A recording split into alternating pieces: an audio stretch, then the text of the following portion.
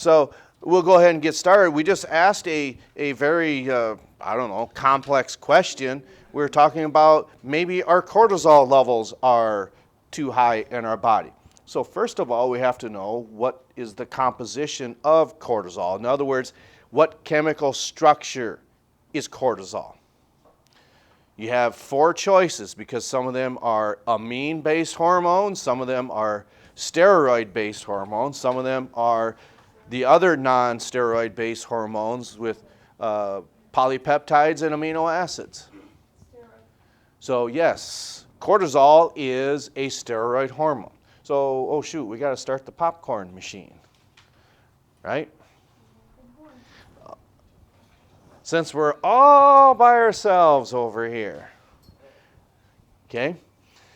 So we know that it's a steroid hormone, cortisol, and it's composed of cholesterol. So what is the function of that cortisol? You could say glucose metabolism, that's true, but there's lots of hormones that deal with glucose metabolism. This has a specific function with the glucose metabolism. Does it raise it? Lower it? It lowers it, okay? So that's why we say when someone's feeling sluggish, man, their cortisol levels might be high. So what can you do?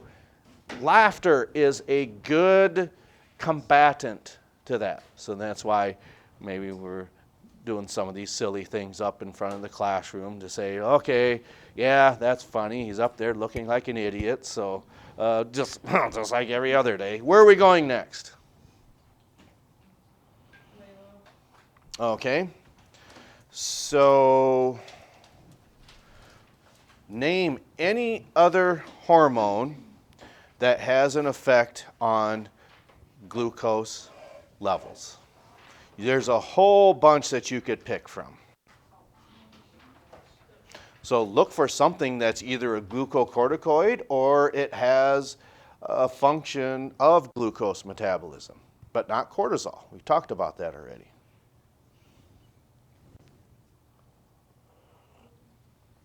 Look at amine-based hormones, perhaps.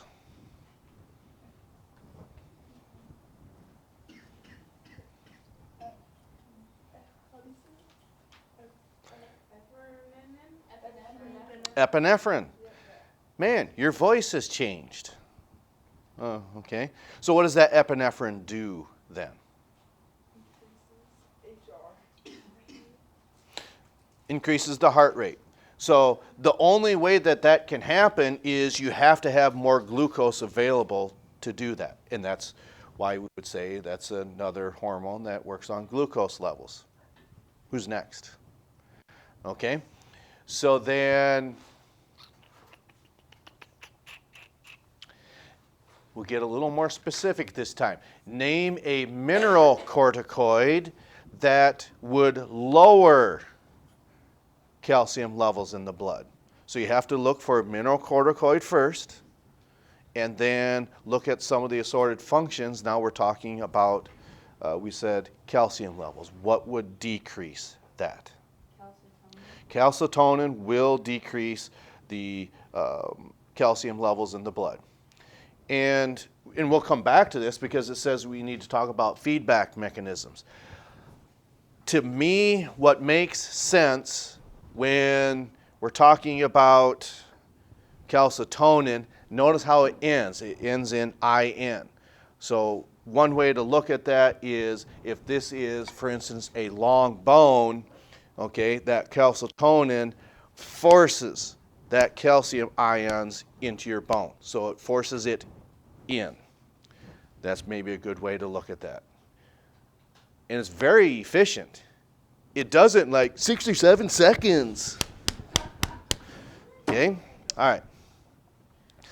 So, now, moving along. Yes, that was recorded, in case you're wondering. See, I don't know if that makes your day or what, but boy, your standards have fallen so low.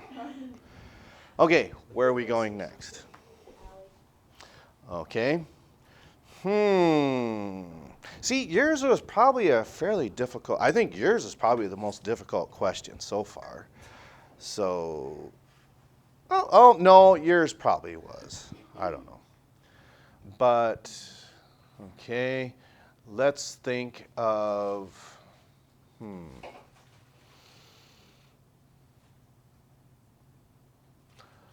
So what is a mineralocorticoid that is also a steroid? Aldosterone is a steroid hormone, and yes, it is a mineralocorticoid. Where are we going next? Now, keep in mind, we've said this yesterday, when we're going through these, pay attention to these, because whether you know the answer or not, and if you don't, it's going, oh my, maybe I need to be looking at this chart and paying attention to it a little more. Okay? All right, so now we're up to the front.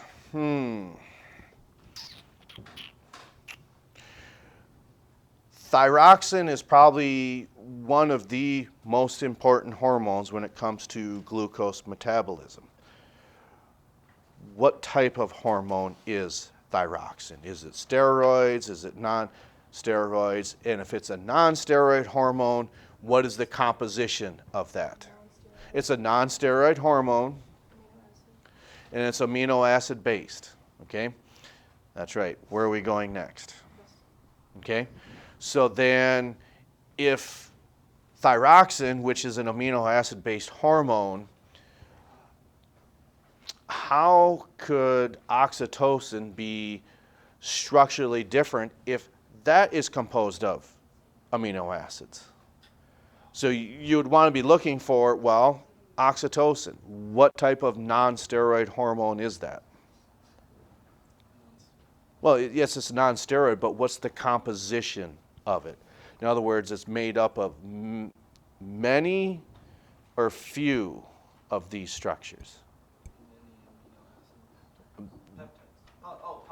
Polypeptides. So if a hormone is polypeptide based, its chain of amino acids are much, much shorter. These amino acid based hormones like thyroxine, I don't know, we looked at it on page, 491.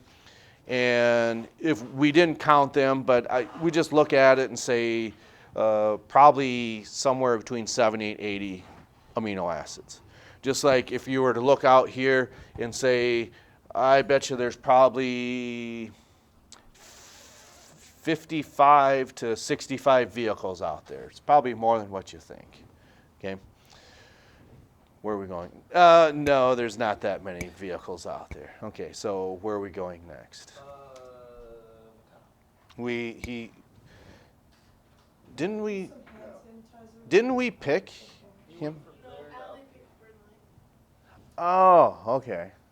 So what is a hormone that counteracts calcitonin? So you're going to want to see where calcitonin is and then figure out, well, it must be something that, what about it?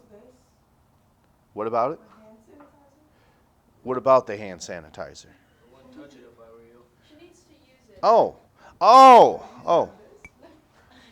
Sure, either that, I think there's one right outside the door that, yeah. Okay, so parathyroid hormone is something that will counteract that of the calcitonin, which is correct. So when we say counteract that, what must that parathyroid hormone be doing with calcium levels? What did you say? It will raise the calcium ion level concentration. Okay, where are we going next? We've got these four up here.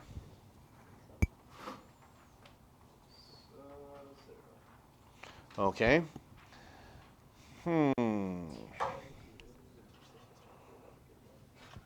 So who wants to come up with a question? I'm thinking maybe someone else should think of a question to ask. Anybody? Anybody? Okay. What is a hormone released typically in the female body? Okay. There's actually not a bad question. There's two answers you could give for that. Say that again? That's one. That's probably the most common one that you could give, and that would be accurate. So is that steroid or non-steroid based? Yeah, that's right. So then where are we going next? Oh, see, now she gets the tougher one of the two because we said there's two of them. What logically would be another? It's a polypeptide-based hormone that females do produce, and we watched an episode of Home Improvement where Heidi's about to give birth. We said this hormone is probably starting to have an effect on this female structure.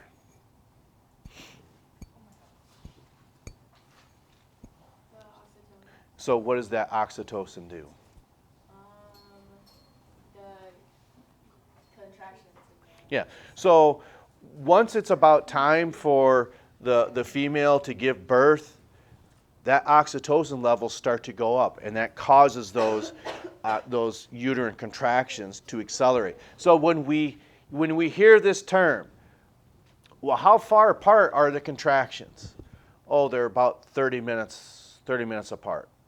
Okay, well, just relax, okay. That's easier for guys to say because we've said this before. Guys, we lucked out on a lot of things when it comes to the endocrine system, okay? But if those contractions are maybe 5 minutes apart, okay, that's probably a pretty good indication that the time frame in general, that could be maybe within the next hour, okay? One of the things that I remember growing up, we did, how do I want to say this, a farrowing of pigs, which means the sows were bred and they gave birth to a litter of pigs. Well, you can mark it on your calendar, but that might not be 100% accurate. But what you can do is, what is it that the female will produce for their young in a litter of pigs? Milk. They'll produce milk. So at any given time, when you're looking at your calendar and thinking, okay, it could be getting close, you can go to the sow and squeeze one of its teats, one of its, 20. And if milk is going to start coming out of there, that means that sow is going to probably give birth pretty soon. Now, with bovine and cattle, I would think that that's probably pretty similar. I don't know. I was too young to really remember when we did calving operations. Then we just switched to feeder cattle. But regardless, that oxytocin, that's one female hormone, and along with, we said the estrogen was the other. So that's right. Where are we going next? Okay, Marisol. We've given examples of multiple glucocorticoids, okay? Besides epinephrine, which we could consider as being a glucocorticoid, what is another hormone that's really closely related to epinephrine? So you'd want to find where epinephrine's at and then look to where its counterpart would be. Yeah, you're saying it. Norepinephrine. Okay? So then by default, we've got our last one. So you pick epinephrine or norepinephrine. Norepinephrine. What is that norepinephrine going to do to heart rates? It will increase the heart rate. Okay? And then we could say that, okay, it does that with epinephrine then as well. But for different reasons. The example we gave, did we talk about the garden hose yesterday with watering grandma's flowers? Okay. So what's one way to raise the blood pressure? Well, you could have that hormone, in other words, norepinephrine. One of its functions, it says it increases the heart rate, which is true, but what does it do to blood vessels? What does it say? Seals them off. So. It doesn't seal them off. You can look at your table and it'll tell you that. Because vaso means blood vessel. Vasoconstrict. Oh, it makes it smaller. Right. So for the same concept or same reason, just like putting your thumb over the end of that garden hose, a vasoconstrictor then, that smooth muscle, it constricts that blood vessel. So you still have the same volume of blood going through there, but it's going much, much faster. And then therefore it will increase the blood pressure then too. And it increases the cardiac output. Okay. So like I said, when we do these types of things, and sometimes you get asked the question that, oh, I wished I had that one. Or maybe you get what's considered maybe a tougher question. It's where we want to say take advantage of those opportunities. So that maybe took us a little longer than what I would have thought, but again, just please take advantage of that, and we will, there's a couple things we want to talk about with negative feedback mechanisms. We've made references to that, but we want to continue that discussion. And notice we're putting a lot of importance on that thyroid gland once we get to it, okay?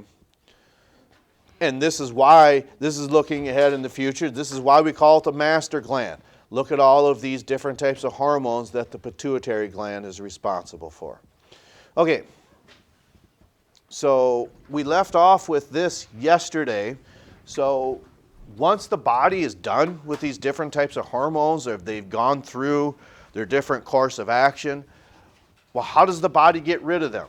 Well, the liver will do that for it. Just like many different other critical functions that the liver does, this is also one that will also rid our body of different types of hormones. Okay. Not this one, I'm looking for the other one. But we can just do this too. Okay. And we have made reference to negative feedback mechanisms. Okay. In other words, last chapter, no, 2 chapters ago. Okay.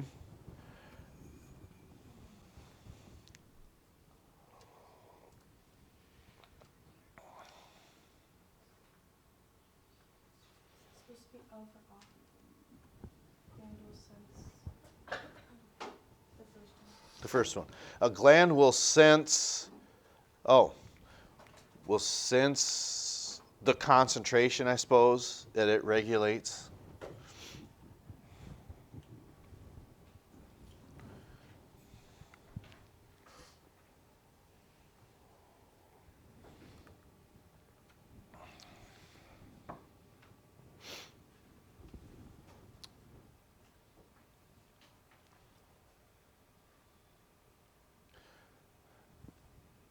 So when we talk about this, for instance, sugar levels in the blood, that's a great example of a negative feedback mechanism.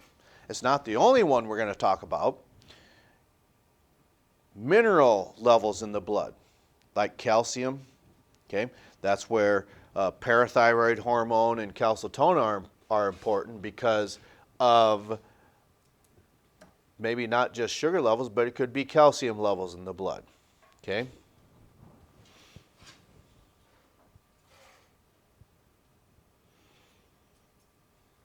So at the end, the internal environment remains relatively stable.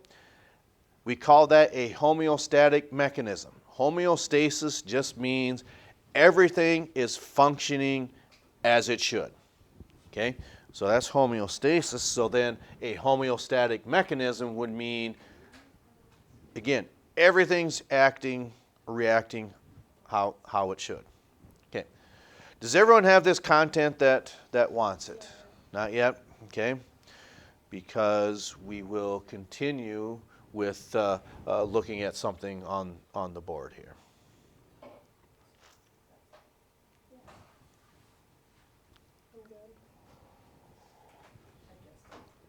All right. So sometimes we want to look at these like, especially if you're involved in agriculture, you know, in farming, something like this type of analogy might help. When cattle are drinking at their, you want to call it their fountain, or pigs do the same thing, okay? What happens when the water level drops in a cattle tank? Or how does the, yes, yes. How is it that the water level is regulated in a cattle tank? Yeah, it's got a float to it, which you could say is a sensor.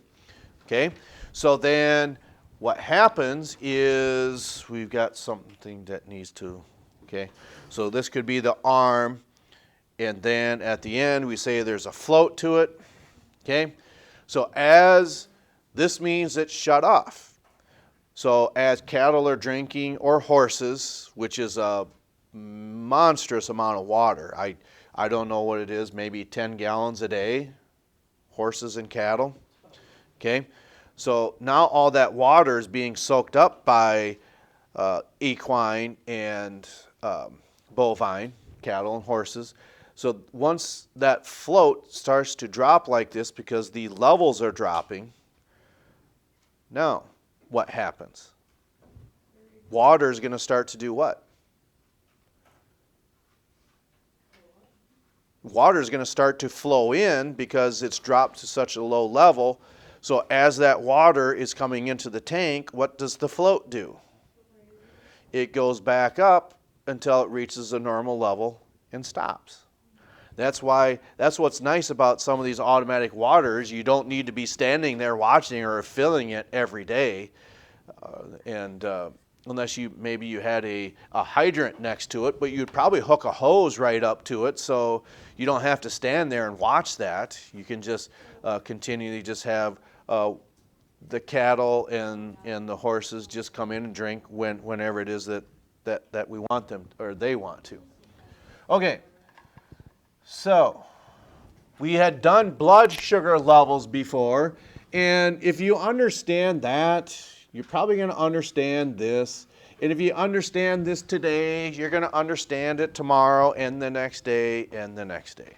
My point is, do you need to write this down? No. Okay?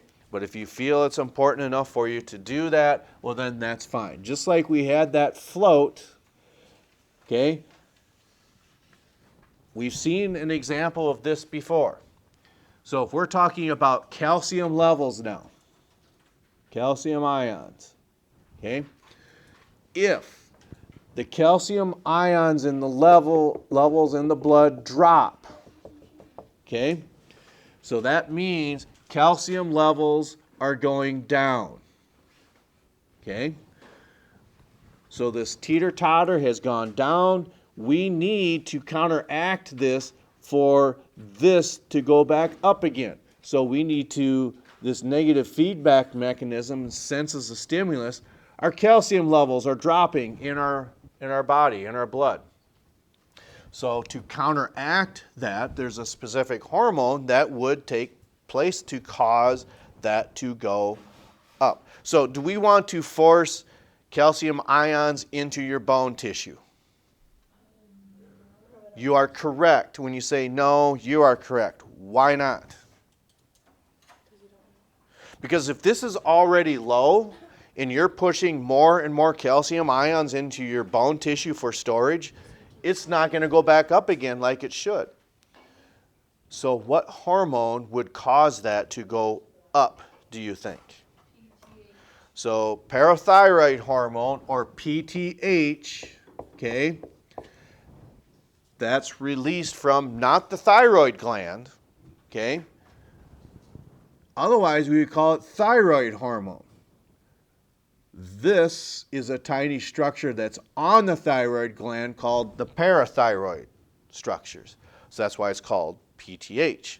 So then, once this level has dropped, the brain senses that, or there's some sort of internal mechanism that says, okay, our calcium levels are dropping.